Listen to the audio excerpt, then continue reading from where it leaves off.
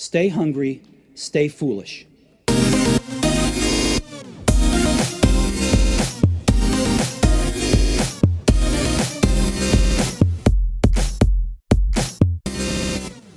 Have you ever felt like you're talking, but nobody is listening? Wouldn't it be nice to know how to speak so that people listen and how to listen so that people feel heard? Our guest today is a leading sound expert and demonstrates via interviews with world-class speakers, professional performers, and CEOs on top of their fields. The secret lies in developing simple habits that can transform our communication skills, the quality of our relationships, and our impact in the world.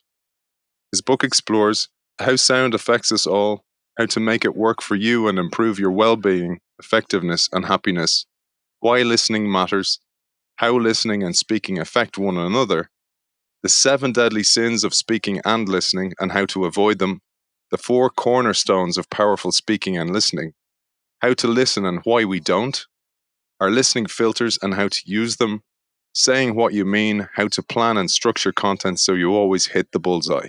We welcome leading sound expert and author of How to Be Heard, Secrets for Powerful Speaking and Listening, Julian Treasure. Welcome to the show. Thanks, Aidan. Great pleasure to be here. It's great to have you on the show, Julian. And you rightly call out, if children left school unable to read or write, it would be considered a travesty. Yet most of us leave school never having truly learned how to communicate at all.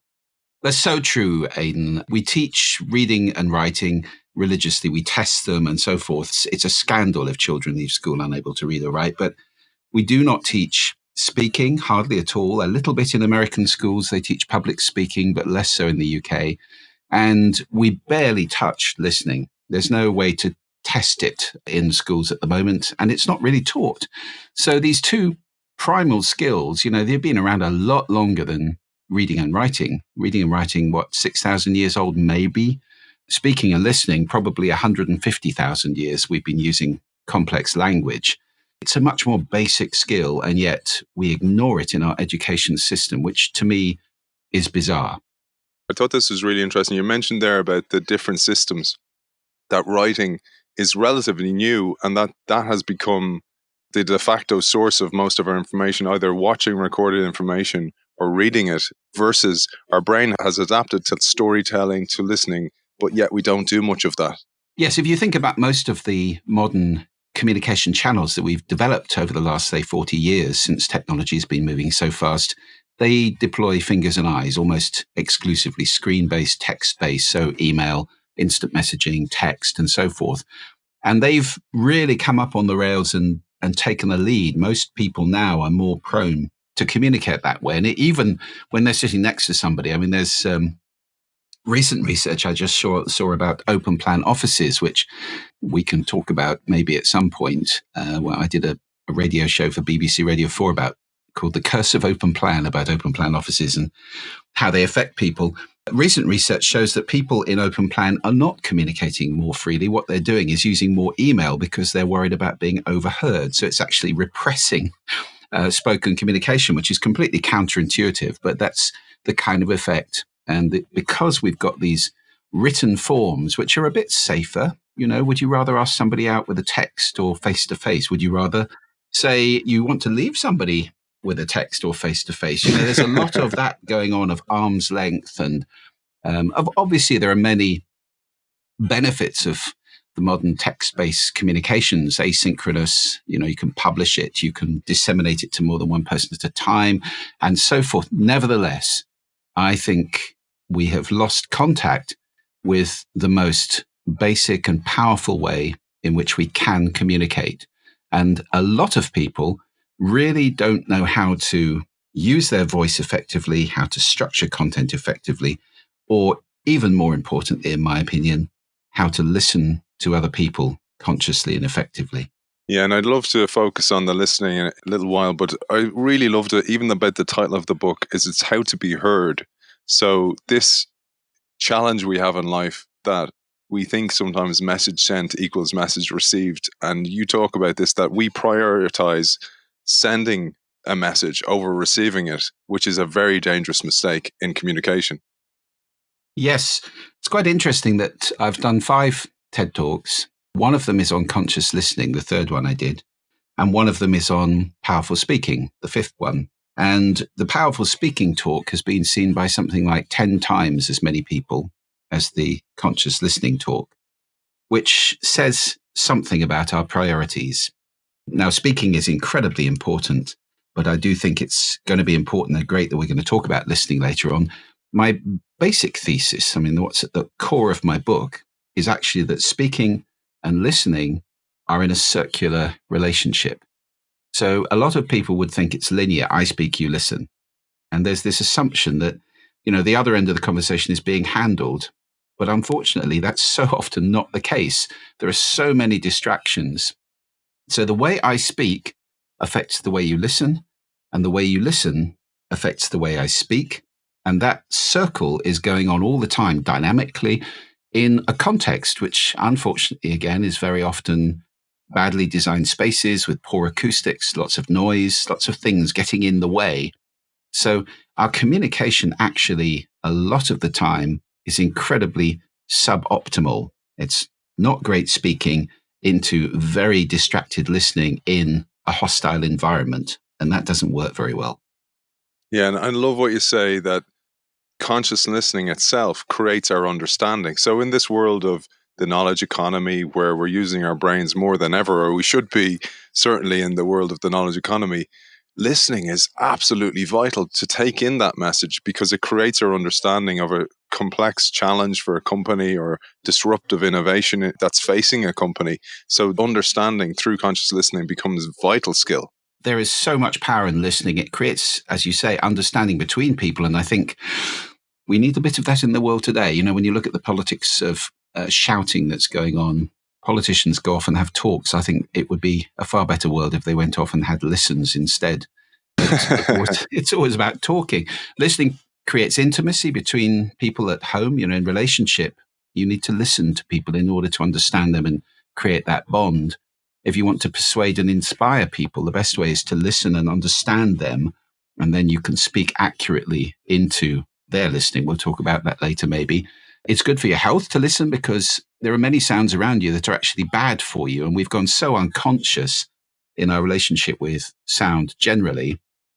A lot of the time we're being actually harmed by sound around us, and we're just not listening to it. We're not conscious of it. And of course, listening is how you learn. The two most dangerous words in the English language probably are I know. If you know everything, you learn nothing. And listening to other people in a kind of humble and curious way is an incredible way of learning something every single day.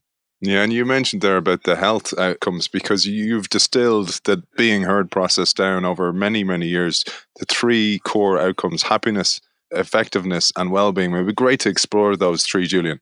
These 3 outcomes are the outcomes of spoken communication, of being heard and of speaking well.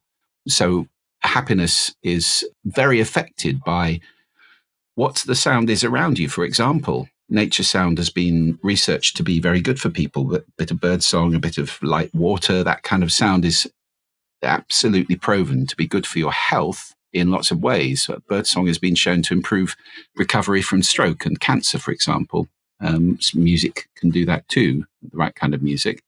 So you can improve your health by creating a good environment for yourself. You can improve your health by being able to express yourself well as well, because it's stressful if you're not being heard. You end up with lots of stress hormones in your body and with anxiety and so forth. And long term, these things are incredibly damaging. Noise itself is a huge social issue. There are 8 million people in Europe who are having their sleep wrecked night after night by traffic noise that's way above the World Health Organization recommended maximum.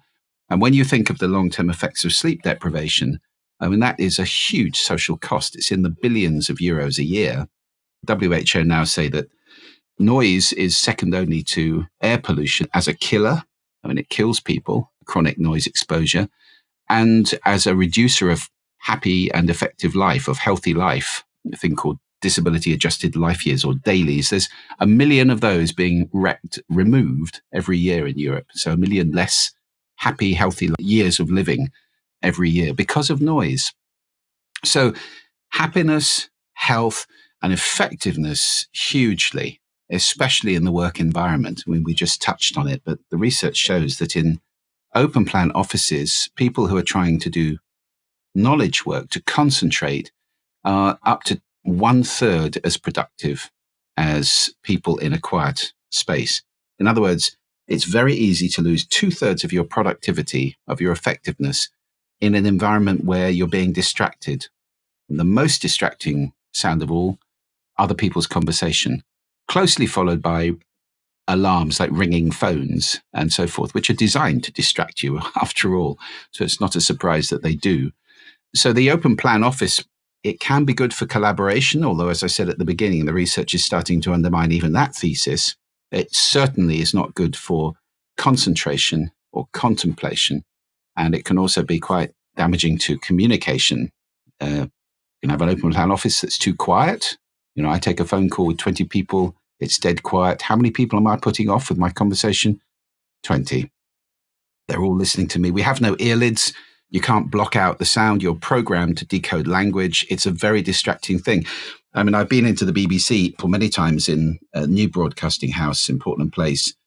And the ground floor, the kind of basement there where everybody sits with a huge atrium above them, it's all open plan, and it drives them nuts because these are journalists who are trying to write and think, and everything around them is people's conversations. And it's extremely difficult to work in that kind of environment. We have to look at all three of the outcomes and say, is this important? How important is happiness? How important is our effectiveness? How important is our well-being? And then we can design environments which are appropriate for people to work in, particularly work environments. But I mean, I could go on about modern built environments. Think of hospitals. What noise is in hospitals? It's hisses, beeps, alarm sounds, all sorts of terrible sounds, which are designed to be alerting and which get in the way of sleep. And sleep is how we heal. So hospital sound at the moment is a disaster. Noise levels are 12 times the WHO recommended maximum by day, 12 times as loud. So it's not surprising that we are having trouble getting people out of beds and getting people through hospitals.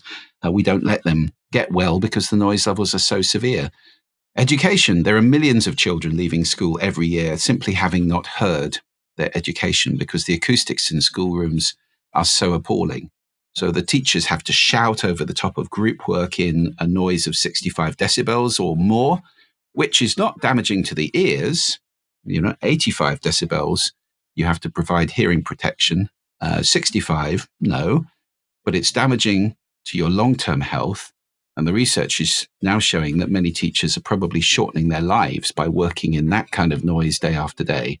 Not to mention the children can't hear what the teacher is saying, especially those at the back. And who sits at the back? It's the naughty kids. So we've got an education system where it's like watering a garden and just missing the flowers. It's such a waste to be putting all that effort into what's being sent, the curriculum, the skills of the teachers and so forth, and never thinking, is it being received? We need to prepare the soil and make sure that, we keep the garden neat and tidy and we're watering the right places. So there are so many issues with the built environment which are affecting outcomes, then those three key outcomes, happiness, effectiveness, and well-being. If we just start listening to the world around us and designing, I mean, anybody who's a CEO or running a business, think about the environment your people are in. Is well-being important to you? In that case, start thinking about the building blocks of a space in good sound, which are acoustics, good acoustics. Get an acoustician to come and help you. There are wonderful products now that you can suspend from ceiling. I mean, the modern fashion is all hard surfaces in architecture. It's all steel and concrete and glass and so forth. And that's resonant. The noise just bounces back into the room.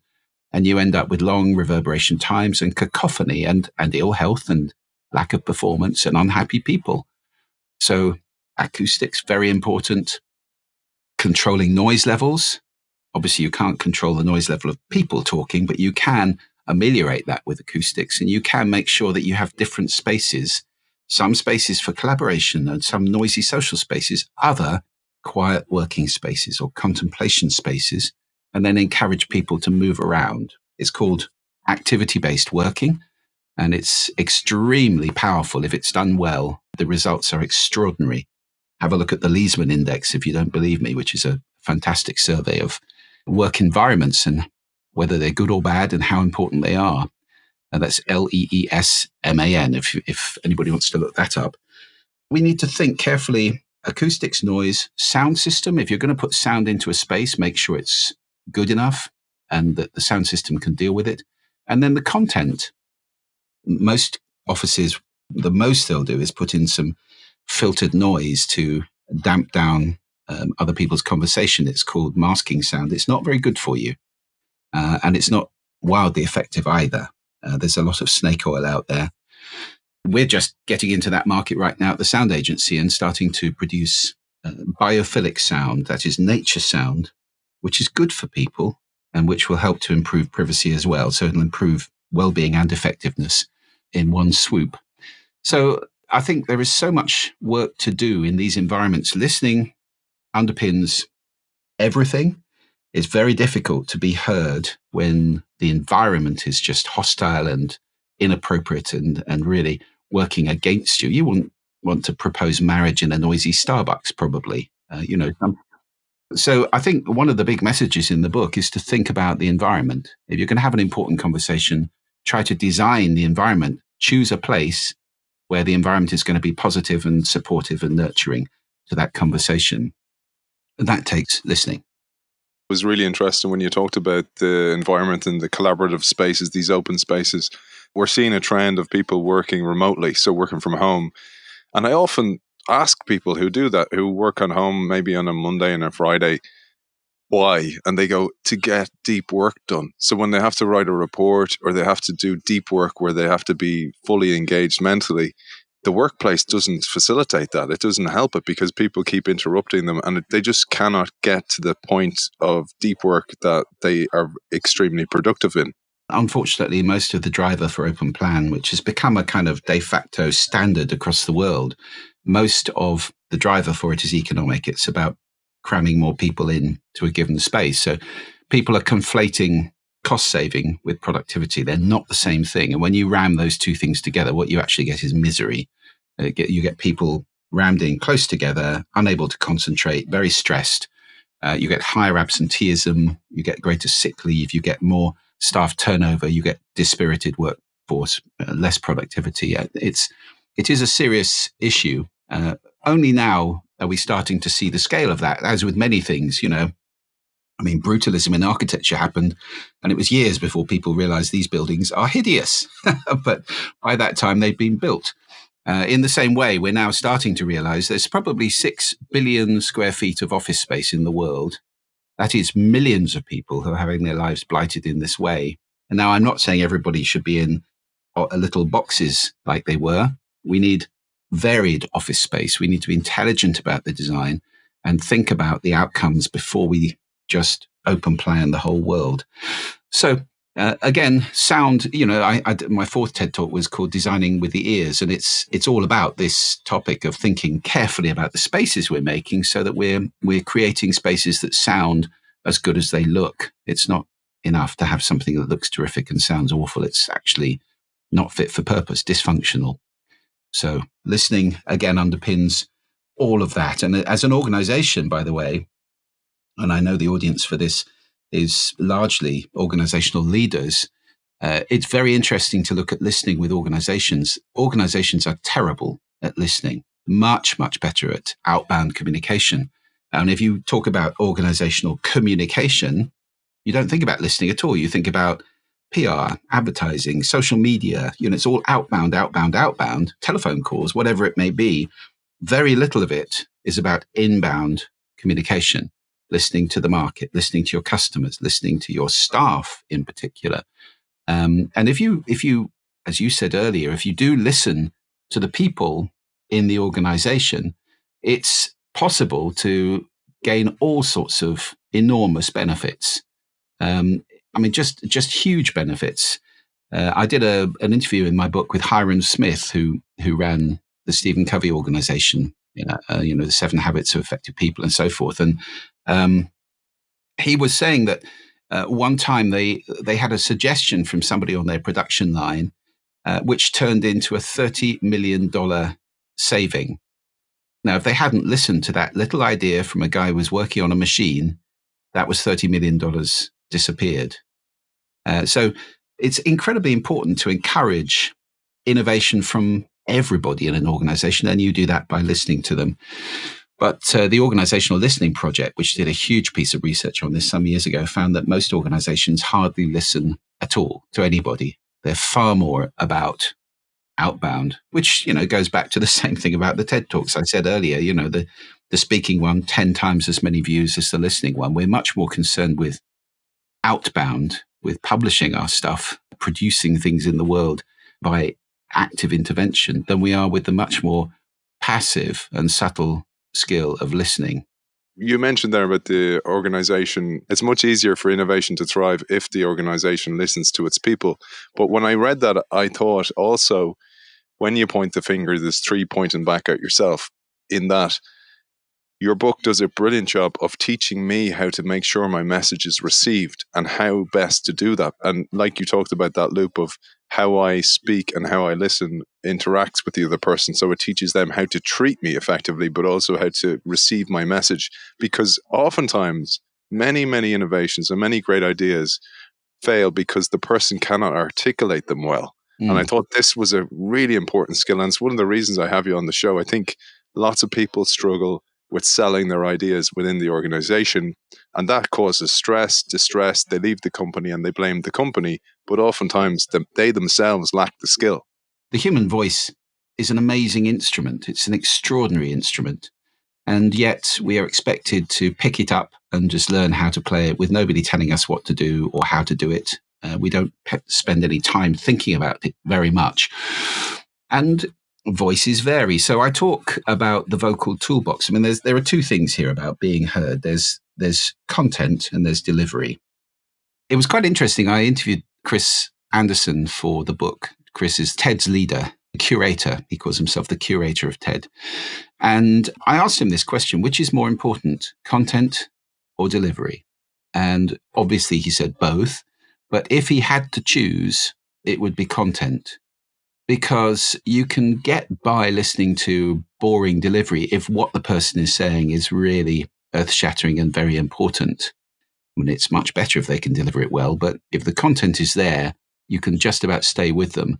On the other hand, if somebody is brilliantly delivering absolute nonsense or something totally superficial, as Chris said, it's just annoying because you've got all this kind of surface sheen and veneer, and yet there's nothing there to get your teeth into. And you're just thinking, that's frustrating. Why don't you say something important? So they are both important. And perhaps we could talk about the delivery side first, because it tends to be the bit that most people have never thought about, the vocal toolbox. I distinguish it. There's a lot of things, actually. Everybody listening to this, you've all got a vocal toolbox. And if you open that vocal toolbox and have a rummage around, there are all sorts of tools in there, which are amazing things to explore. They're things that you can work on. They're things that you can improve. They're things where you can get feedback yourself or work with other people to give you better control of these things. And if you get them right, you can transform the power of your speaking without any doubt at all. Let's just run through them very quickly, and I'll tell you what they are and how important they are. First of all, in the vocal toolbox, posture. Posture is incredibly important. I'm talking to you now sitting in a chair at a desk.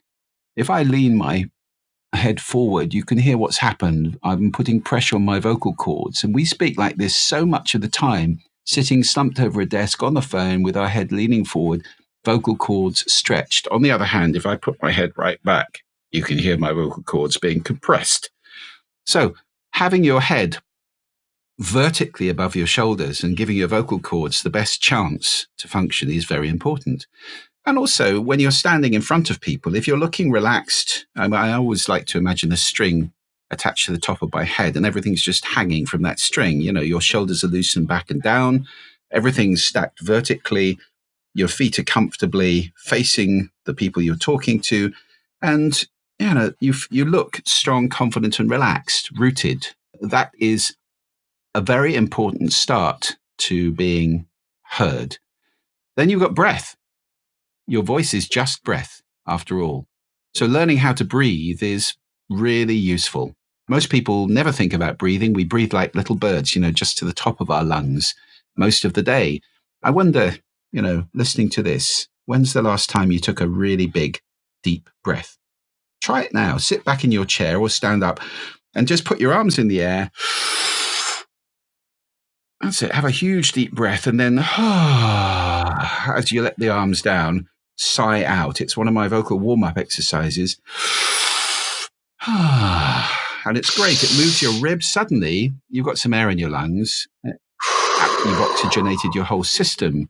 If you get tired, that's a really good thing to do as well. So learning some breathing exercises, doing breathing every day, getting larger lung capacity, these are all very, very good things for you in general, also very good for your breath. Then you've got register and pitch and prosody, prosody. Those three are quite close together, but not the same. There are 4 registers of the human voice, going from whistle register, which I can't do at all. Mariah Carey might be able to, but I can't. Falsetto up here, this strange thing we can do, like Monty Python. He's a very naughty boy. It's not the most powerful way to speak. There are quite a lot of people who live in that area. It's not to be recommended. It's very good for singing. There are, Chris Martin of Coldplay, lots of people sing in falsetto up there, but not great for projecting. The one we use most of the time is the modal register, which is everywhere from your nose up here into your throat, where I'm speaking from now, and then right down into your chest, which is where I'm speaking from now. You can hear the difference. Now, of course, your voice all actually comes from your vocal cords in your throat, but if you think about where you're resonating, it is absolutely possible to resonate from your chest, and I strongly recommend that. If you practice that, you can feel your chest resonating, then your voice is going to be deeper and more powerful, and you will be much more able to project and to be heard. It's also true if we just fold in pitch here, where you can change the import of what you're saying with just pitch, like, where did he leave my keys? Where did you leave my keys? Same pace, completely different emotional impact. We vote for politicians with deeper voices because we associate depth with size and importance. Like an elephant is a bit more important than a mouse to us. It's danger. It's genetic, very, very old stuff. Big things, deep voices, watch out. So we tend to think that deeper means more significant. And that's why that statistic about politicians is there. Margaret Thatcher had her voice lowered by 2 tones with voice coaches because she felt she wasn't being taken seriously enough in the Houses of Parliament. So she went down. And a lot of people actors and so forth, explore the lower end of their voice in order to have more power. There is another register called vocal fry. It's the 4th register. And please try to avoid this. It's becoming unbelievably fashionable and very sadly so. It sounds like this. It's a very croaky way to speak. Yeah, we're really, really excited. Lazy way to speak. Yeah, I'm really excited about this, It's not very good for your voice to speak that way, and it certainly isn't very powerful. It's unfortunately devolved from West Coast America, Valley speak and so forth. A lot of females use it, but a lot of males use it as well now. I do advise, however fashionable you want to be, I do advise you to avoid that. Anybody listening to this, try and be in the power of your true voice. The voice is a wonderful instrument, and it's a shame to devalue it like that. That's a little bit about register, pitch, prosody, as I like to say, or prosody, some people say. The sing-song of speech, incredibly important. Without prosody, you're speaking on one note, and it's not terribly interesting to do that. Even if I vary my pace a great deal, you're going to lose contact with me after a while because one note is really extremely boring. And it's called monotony for a reason, monotone. It's boring. So practice. If you happen to have one of those voices that's a little bit boring, that maybe has the same inflection all the time and you speak in the same way, if you're making repetitive patterns like that, you will tend to send people to sleep. So prosody, very, very important. It's culturally significant, and you have to be sensitive if you're working across different cultures to different prosodies. I mean, I've done talks in Finland, for example, and Scandinavian prosody is very relaxed and kind of minimalist, really. There was talk like this. And yes, we're very excited about this project. And yeah, exactly. Whereas, if you're talking to an Italian, it's amazing amount of, so it is culturally sensitive, and it's worth adjusting and understanding that. I mean, I did a talk in Helsinki in the wonderful concert hall there, and there was a ripple of applause at the end, and I thought, oh no, I bombed. It was hardly anything. And then people were coming up to me afterwards saying, that was the best talk we have had for several years. Oh, okay, thank you very much. I understand now. Very quiet country, very reserved and so forth. So it is important to be culturally sensitive and to send in the right way that people can hear what you're saying and not be offended or disengaged. So that's a little bit about the tone. And pace. When you're giving a talk, when you're in public or even in front of a few people and you're presenting, let's say, I think many people listening to this probably do presentations, keep it varying. You can really play with pace a great deal. If it's the same all the way through, again, you're back to monotony. You need highs and lows. You need peaks and valleys. You need light and shade in order to keep people interested. And you can do incredible things with pace, right down to lots of silence. It's not necessary to fill spaces up with ums and ers and you know what I means and other verbal tics. You can pause to think.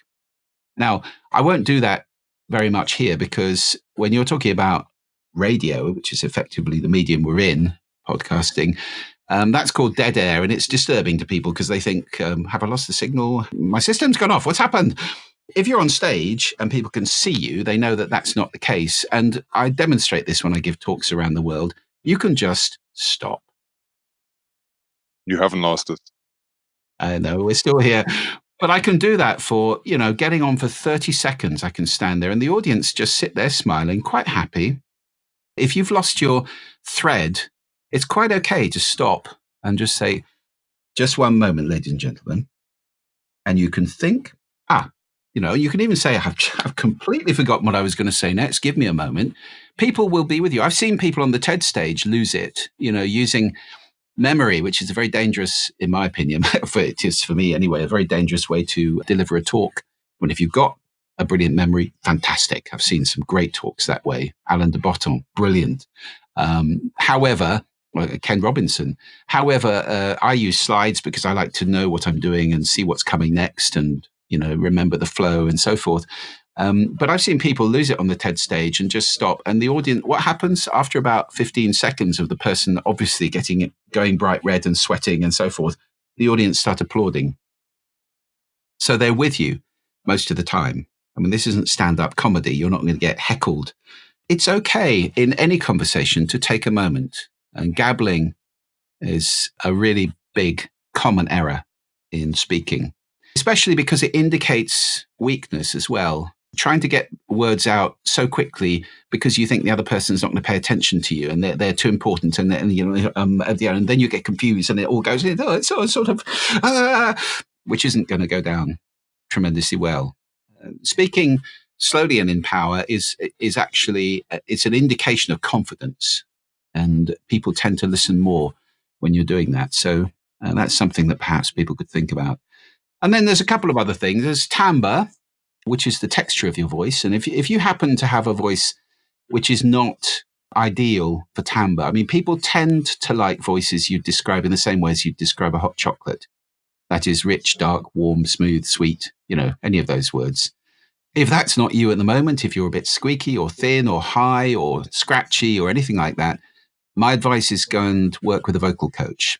And you can just Google vocal coach or drama coach or singing coach or voice coach, and you'll find a whole bunch of them, I'm sure, in your local area, and just make an appointment with a few of them and see which one you have good chemistry with, and then do some work. And they can transform timbre, projection, where you're speaking from, your resonance and so forth, and really make a big difference. If you use your voice professionally, I do suggest you go and do some work with a professional. It makes sense, doesn't it? I mean, why would you not? Finally, there's volume, which is also important. I have worked with people in my workshops over the years, and I say, okay, now let me hear your loudest shout. And they go, this is my loudest shout.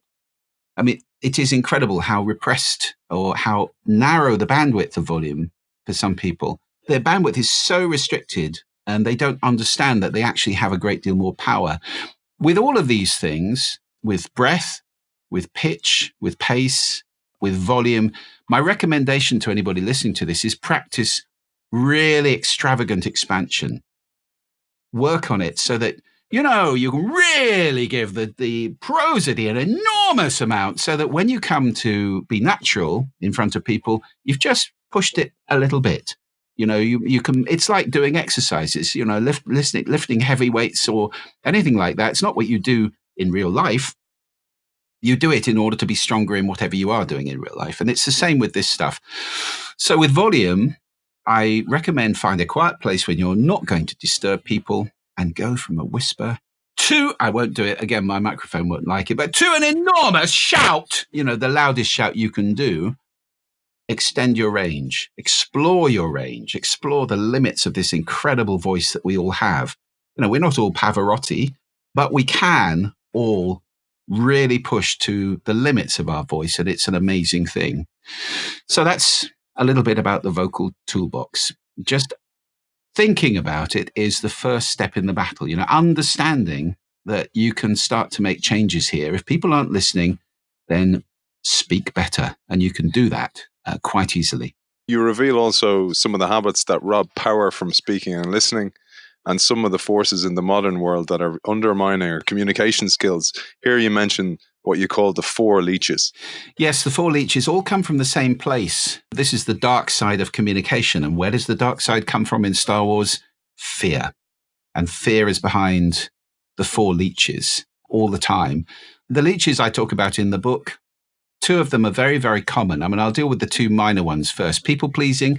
I'm sure that since most of this audience is leaders of organizations, there's not a huge amount of people pleasing going on. That's saying no when you mean yes, saying yes when you mean no, not standing up for yourself, wanting to please the people around you so much that you're saying things that aren't authentic. Fixing, that is also quite prevalent, which is it's not okay for people to be upset. Don't cry, don't be upset. And that does tend to repress people's necessary emotional reactions sometimes. I'm only saying these things, if they become habitual, if they become a kind of a place you inhabit, then they can be problems with your communication. They're holes in the bucket. They make it harder for people to listen to you. The big two of the Four Leeches are both things that are very common, and everybody listening to this, I'm not saying you do it, but you might know somebody awfully well who does do it. First one, looking good. We all like looking good. It's just common to be, wanting to be respected, wanting to be liked, wanting to be revered, especially if you're in a leadership role. It becomes a bit of a drug, wanting to look good. However, looking good does tend to create some habits which make communication with other people very difficult and frustrating. I'll give you a couple of examples. What I call speech writing, which is not listening to the other person.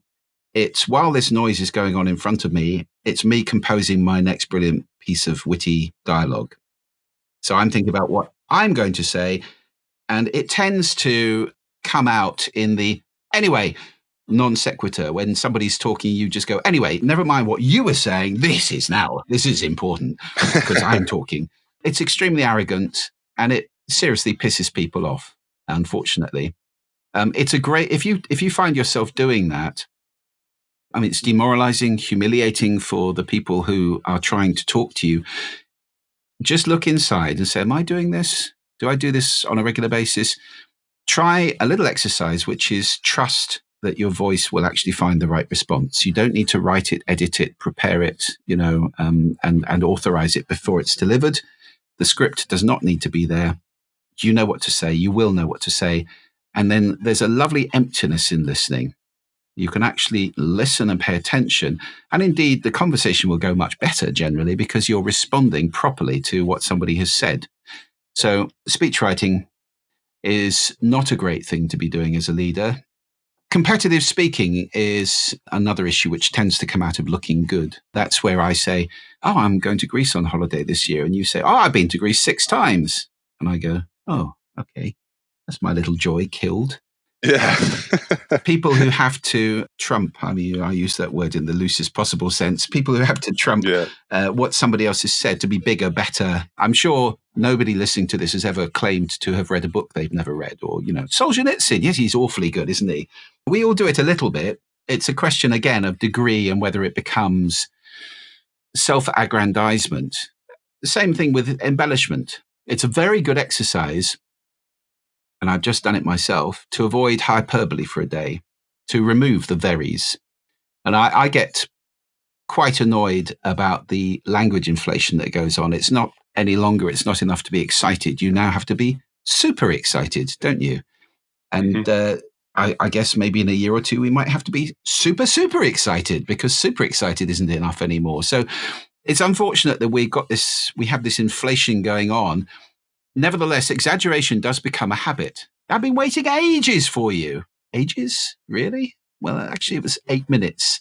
So it's a really good exercise, just for a day or even for an hour, to say exactly what you mean.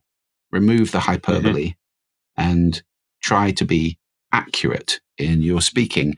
It is, I can tell you, it's difficult, especially when people around you are doing it. I mean, I berate Americans a lot for the use of the word awesome, for example. If a pizza is awesome, what's a sunset? They've lost the word. It doesn't have any meaning anymore. That's important. And then the other big leech is being right. If there's one thing we like more than looking good, it's being right. And the easiest way to be right is to make somebody else wrong. And we have this cycle going on with our media and with politics. We're all getting addicted to outrage, to, condemning other people. Somebody's to blame. Somebody must be to blame. Somebody needs to be punished for this awful thing. And that makes me right, makes me righter. That tends to give rise to some, again, pretty destructive habits. For example, interrupting. Now, that tends to be something leaders do a fair bit. And if you're an interrupter, I have a great exercise for you. It's not counting to 10 or anything like that. It's simpler. Take a deep breath before you speak. Get into the habit of doing that. And as you take the deep breath,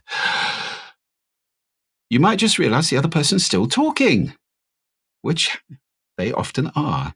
And the tendency to interrupt, especially if people have a slower pace or they're struggling to get to the point or whatever, there is this enormous tendency, but it's becoming more and more common in modern life. If you listen to radio interviews, politicians get probably 20 seconds before they get interrupted. And now they've learned that they have to get their sound bites in. So we trivialize debate, interchange, discussion. When you're interrupting each other all the time, the result is dumbed down conversation effectively, where you have to pack everything into such a short space of time. You don't have time for the subtlety or the explanations. That's very true, I think, in modern society. So looking good, being right, people-pleasing, fixing, those are the four leeches. Reading the book was such valuable time spent because it makes you aware of these things that we do. And often it's not conscious. So, for example, even there you talked about speaking in Finland. I also spoke in Finland, and I nearly responded only for I had read the book to go, oh yeah, I spoke there too. And I think the source of the problem goes back to school. I even remember, Julie, you probably remember this, when people do exams and they ask you, how did you get on the exam? Just waiting for you to ask them because they've done really well. And they're like, oh, absolutely aced it. And they're only asking you to be able to tell you their information. And that's the source of it. And if we could fix that, I mean, your book does a great job to make us aware of it for those people who are interested in it. But if we could fix it at source, can you imagine how more open discourse would be? It'd be like the Greek, agora of the old days, where people actually have proper critical conversations where they allow the other people to interject and give them the time to build their argument. Definitely. Well, in fact, Pythagoras, it is said, used to, for his first year students, who were called, I think, acousmatoi, he used to erect a screen. So the teacher was invisible to the students because he considered that seeing the teacher was a distraction. You needed to listen. And if you didn't have the visual cues, you had to listen really carefully, which of course is true of this medium that we're in right now also. So I think there was a lot of wisdom back then. There was a lot of formality, which allowed people to express themselves correctly. The pace of life has got faster and faster and faster.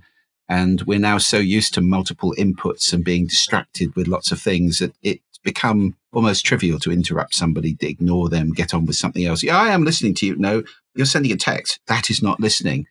So it's a very important thing. And perhaps we could talk about one of the exercises in the book which can help in conversation to deal with some of those leeches. It's one of my favorite exercises. I mean, there's quite a lot of exercises throughout the book, but this one has had good press from people who've used it. It's called rasa, which is the Sanskrit word for juice, R-A-S-A, but it's an acronym. I love acronyms because I've got terrible memory. So this one stands for receive, appreciate, summarize, ask. I love that. It's a very good cycle to be in a conversation. So receive means listening. You know, the American author Scott Peck said, you cannot truly listen to another human being and do anything else at the same time. And I think he's absolutely right. So when we're listening, we can give this gift to somebody of total attention. I wonder when the last time anybody listening to this gave that gift to one of their family or somebody at work. I wonder when the last time is that you did that. We tend to listen in a sort of faux listening, distracted listening, partial listening way most of the time. So the R is receive. Look at the person, keep eye contact, be pointing at them with your whole body. If you're sitting down, leaning forward, all of these are indications that I am listening to you. The A is appreciate, little noises, and if you're with them physically, little movements, which oil the conversation. Oh, really? Nods, eyes, raised eyebrows, smiles, bobbing of the head, mirroring of their posture. These kind of things really help. The S is the word so, which is sadly becoming very abused these days. It means thus, therefore. And I get very annoyed when conversations go, what's your name? So I'm John. What, you're John because I just asked you? I didn't see the logical flow there. There are even TED Talks where the person walks on stage and the first word they say is so. Well, so is a very, very powerful word. You can sum up, you can close doors in the corridor of a conversation. So what I just heard you say is this, or so what you're saying is this. Is that right? Yes. Okay, door closed behind you. Now we can move on. Or in a meeting. So we've all agreed that. Now we can move on to this. If you don't have a so person in a meeting, it can be a very long meeting going round and round. What do they say about meetings? They're places where you take minutes and waste hours. So yeah, meetings can be very destructive if so is not deployed. And then the A is ask questions throughout and at the end. Open questions, clean questions without agendas are very powerful. So open questions start with why, what, how, when, who, those kind of words, not yes, no answers. And the clean questions don't have an agenda behind them. I'm very interested in clean language. The clean question would be, what did you have for breakfast? The agenda question would be, did you have the eggs or the fruit for breakfast? So, when you're steering somebody or leading them, sometimes you want to do that. If you're doing it consciously, that can be very useful. If you really want to understand what somebody's saying, open, clean questions are very good. So rasa, it's a very powerful way to improve communication flow with anybody. Another great one you talk about in the book is Hara. I'd love if you share that with our audience as well, Julian. I talk about the 4 C's of conscious communication, which are commitment, consciousness, compassion, and curiosity. Curiosity is crucial. Hara, another useful acronym, which really helps to engage in communication. The H, it's H-A-R-A-H. The first H is for humility. Now, that's not something that many leaders find easy. It is possible to be a humble, listening leader, to be introverted and a leader, Gandhi and so forth. And have a look at Susan Cain's wonderful TED Talk. If you're an introvert and you want to lead people, introverts have got wonderful skills and can make great leaders. It tends to be the case that when you are used to leading people and telling people what to do and driving things, you can just sometimes lose contact with humility. And it's a very important thing. Humility allows you to learn, allows you to be surprised and delighted, to not to have to know everything, not to be right all the time. Oh, really? I thought this? Thank you. The A is for awareness, which is to say you're doing something. You're doing a thing. Conscious listening is doing a thing. It's a skill. Your listening is unlike anybody else's. It's as unique as your iris or your fingerprint because you listen through a set of filters. And if you are aware that you're actually doing a thing, it's not hearing. You hear everything. When you're listening, you select certain things to pay attention to and you make them mean something. Now, that's an active process. It's a mental process and it creates your reality. So becoming aware that you're doing it allows you actually to change your reality, which is very powerful. The R is for respect. Wishing people well is a really good way to be in a conversation. Not judging books by covers. I've had so many conversations over the years where I've thought, this is not very interesting. And then, wow, I've just learned some amazing stuff from this person when I was arrogantly thinking that wasn't going to be worth a conversation. The second A is attention. Time is a problem these days, and giving people full attention is absolutely marvelous and really does change the whole dynamic of your relationship with them. It's paying them respect. It's a gracious way to be, and it makes people feel wanted and heard and understood and valued in an organization. And then the final H is humor. I think it's a big mistake to take oneself too seriously. Humor is a wonderful way to listen and to speak, especially when there's things we disagree with, and we can, the whole way of being disapproving and supercilious and above and annoyed, that's not a very productive way to be with people. Barack Obama said, "I love listening to people, especially when I disagree with them." And that's a really powerful way to be in life. But I also learned when there's humor present, or, for example, a lecturer or a speaker intertwines humor into their talk, you learn better. It actually opens you up to actually receive the information better. And I always have this personal mantra where I don't take myself seriously, but I take what I do extremely seriously. Definitely. I wouldn't advise going on stage to give a talk and cracking jokes if that's not your thing. You can be humorous and light and self-deprecating and make fun of a situation. You can do all of that without having to, hit the one-liners and be a stand-up comedian. Whatever's natural to you.